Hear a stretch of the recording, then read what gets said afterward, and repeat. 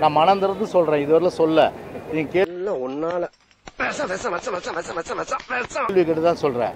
25 வருஷம் முடிசூடா மன்னனா ராயபுரத்துல இருந்தேன் நானு. 100 வருடங்களுக்கு பிறகு வரப்போகும் மடையர்களுக்கு நான் எப்படி இருந்தேன் என்று தெரியவா போகிறது? தோல்வி என்பது அறியாதவனா இருந்தேன் நானு. என் வாழ்க்கையில எங்க பரம்பரை தெரிஞ்சதெல்லாம் நேர்மை, கருமை, ஏர்மை. யாரால தோத்த? பிஜேபியால தான் தோத்த. இனி ஒன்னாலையும் வாழ விட முடியாது, இந்த புலியும் ஒன்ன விடாது. பிஜேபி இல்லனா நாலாம் நேரம் சட்டமன்றத்துக்கு போயிருக்க வேண்டிய ஆளு. பாரு, செய்யறதையும் செஞ்சு விட்டு குடிக்கிறத பாரு, திருவிழாவில காணாம போன புள்ள மாதிரி. பிஜேபி இருக்கிறதுனால தெரியல. எம்எல்ஏ எந்த கோபம் கிடையாது. அப்போவே சோதிக்காதீங்க.